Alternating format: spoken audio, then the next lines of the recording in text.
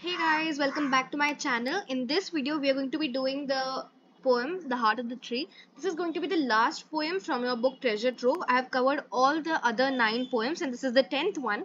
So let's get this done with and we'll be done with all the poems and we are done with almost all the chapters other than, the Blue Bee, the Angel in Disguise and all of those. So we'll do that pretty soon. As of now, let's focus on The Heart of the Tree by Henry Kyler Bunner. Now it's a very nice poem. You'll actually see that what exactly does it mean to plant a tree, right? You're not just planting a tree for yourself at the moment. You're doing so many things, right? Like that tree is not going to benefit just you. The oxygen it produces is going to be used by so many other people.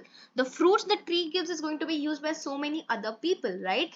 The freshness, the greenery is going to be enjoyed by everybody around you. So that means it's not like a selfish reason you're planting a tree. It's actually showing how much of a greater good you're a part of, right? So let's get started with the poem The Heart of the Tree by Henry Kyler Bunner. What does he plant who plants a tree? He plants a friend of sun and sky. He plants the flag of breezes free, the shaft of beauty towering high. He plants a home to heaven and I, for song and mother croon of bird, in hushed and happy twilight heard. The treble of heaven's harmony, these things he plants who plants a tree. So now it's a very repetitive line, okay? What does he plant who plants a tree? Is there in every stanza and also the last line, that is these things he plants who plants a tree. All right, so this is like a 3 stanza long poem. The first one, so he plants a friend of sun and sky, right? Now every element in nature is supposed to be friends with each other, right? So this is the friend of sun and sky. How so? It is high up, right? It is closer to the sun and the sky than we all normal human beings are, right? So he plants something that is a friend of the sun and the sky. He plants a flag of breezes free. Whenever the breeze flows, right? And the breeze is a free element. No matter where the breeze flows, wherever the wind is, the tree is actually swaying with it like a flag, right? If you plant a flag, what happens? Whenever there is wind, the flag is going to flow or it's going to make waves in the air, right? So similarly, even a tree acts like a flag for the wind. Now he also plants a shaft of beauty towering high. What is a shaft? A shaft is basically something that's going tall. You can think of it like a long rod, okay? So a shaft might be something like a rod like this. Tree is referred to as a shaft of beauty. Why so? Because it is tall, it is high, and it's also really beautiful, right? Trees actually add to the beauty of nature, add to the beauty of the surroundings. Hence, it's called the shaft of beauty. Next, you have he plants home to heaven and I. Number one, you can always say that the birds on earth are like, angels from heaven. Why? Because they add to the beauty. They are good, like they're kind, they're delicate. They're in like angel in many sorts, right? So he's also planting a home to heaven, Anai, and he's also planting something that grows closer to heaven. Anai means nearby or close by. So he's planting something that goes really close to the heavens or the clouds, you might say. For song and mother croon of bird in hushed and happy twilight heard. That tree that he plants is actually responsible for the chirping and the singing of the birds that we hear, right? Mother croon is actually the soft singing noise. You can almost think of it like a lullaby, but it's not sung during sleep. It's like the birds are always chirping and singing, right? So that's like the mother croon of bird in hushed and happy twilight heard. What is twilight? Twilight is the time between day and darkness or day and night. How so? What time is this? Twilight is actually the evening time, right? Because during evening time, it's not the day or it's not the night. It's not completely light or it's not completely darkness, right? So hence, it is twilight, and the chirping of the birds is mostly heard during twilight because the birds are actually going back to their nests. They are going back to their home. The work of the day is done. They are going to sleep now, and at this time there's a lot of chirping heard because this is the time when all the birds are flying, right? The treble of heaven's harmony. Treble is actually a high singing voice, so you can actually hear the heaven's harmony. in the trees or because of the trees. These things he plants who plants a tree. What does he plant who plants a tree? He plants a cool shade on tender rain and seed and bud of days to be. And years that fade and flush again, he plants the glory of the plain. He plants the forest's heritage, the joy that unborn eye shall see. These things he plants who plants a tree. So he plants cool shade and tender rain. Why so?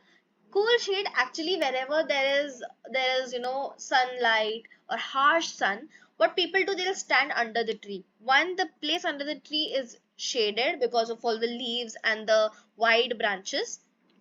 Also, it's actually cooler under the tree. No matter where else the shade is, if you're standing under the tree, it's definitely cooler than any other shaded place. Okay. And tender rain. Trees are very much responsible for rain. If there is no trees, there will be decline in rainfall. Okay. And you might have seen this as a consequence in many places. Lesser number of trees results in droughts. Okay. So decline of the number of trees and droughts is actually a symbiotic relation. Okay, so next you have seed and bud of days to be.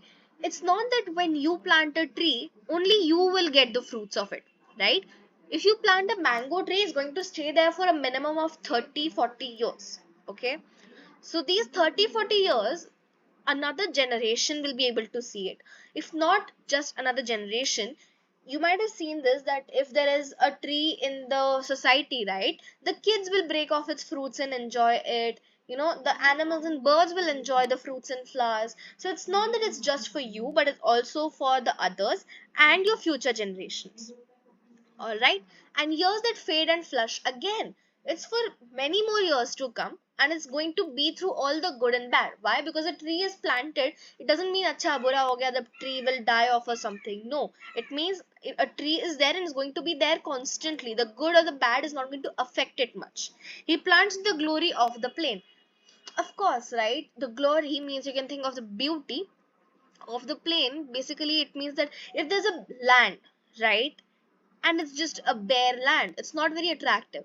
Put in a tree, oh my god, so much more beautiful, right? There are paintings of a land with one lone tree. Imagining that one single tree can make a land so beautiful, imagine what happens if there are so many, right? He plants the forest's heritage. Now it's the forest's heritage, as in its heritage actually refers to the culture or the practices, right? Your family heritage. It might be like, you have certain let's say rites that you do on certain occasions. There are some parties that you organize on an occasion or something, that might be your heritage. There are some rituals that might be your heritage. For a forest, it's not people to be moving around and having some party or occasion or festivities, right? It's a forest. What is the forest heritage? What is in the forest's lineage? You can say the trees, right? So the tree that a person is planting can act as a forest heritage. One tree can lead to so many more around it. The joy that unborn eyes shall see. Unborn eyes meaning those who have not taken birth yet. So if you plant a tree today, let's say you're planting a tree in your backyard, right? Your family lives there for the next couple generations. Your kids and grandchildren will be able to enjoy the beauty of that tree. They'll be able to see that tree grow. They can get the fruits of the tree. They can get the shade of the tree. They can sit on its branches and enjoy their summers, right? So it's a joy or happiness or happy experiences that the future generations will be able to enjoy. These things he plants who plants a tree. What does he plant who plants a tree? He plants in sap and leaf and wood.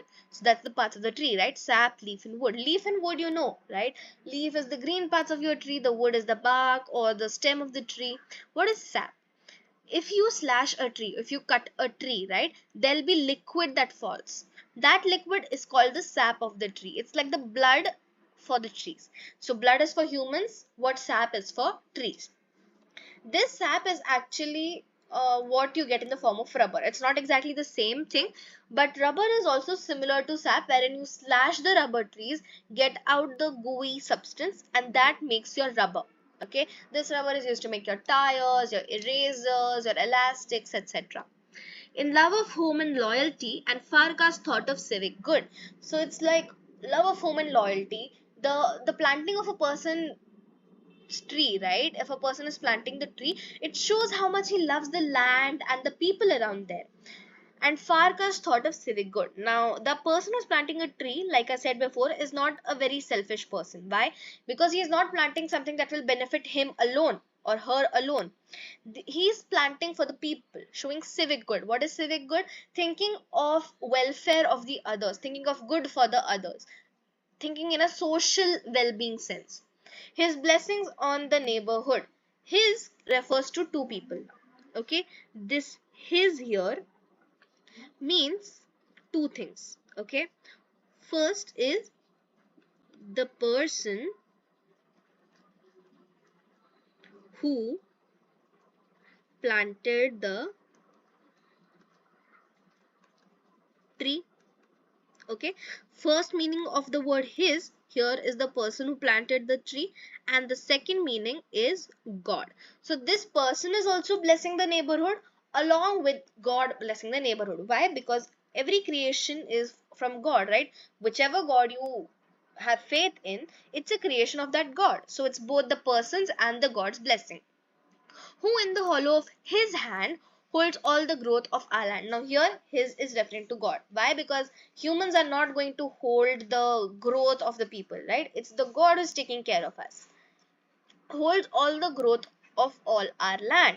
A nation's growth from sea to sea stirs in his heart who plants a tree. So this person wants everybody to grow. From sea to sea means every nation, right? So if there is a sea here, one second, yeah, so if there's a sea here and another sea here, another sea here, from this sea to this sea, from this sea to this sea as well, this person wants all the places to grow and prosper.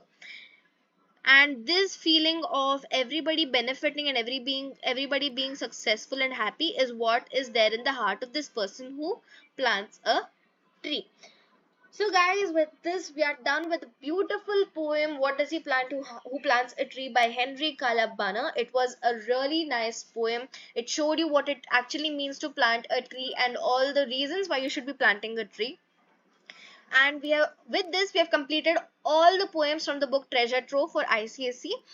If you have any doubts or suggestions, put them down in the comments below, and do check out the videos for other poems and chapters that I've posted. I'll be posting more chapters and we'll be done with all of them in another 5 to 6 videos. So stay connected. I'll also be publishing a playlist for the same. That's it for the video. Thanks for watching.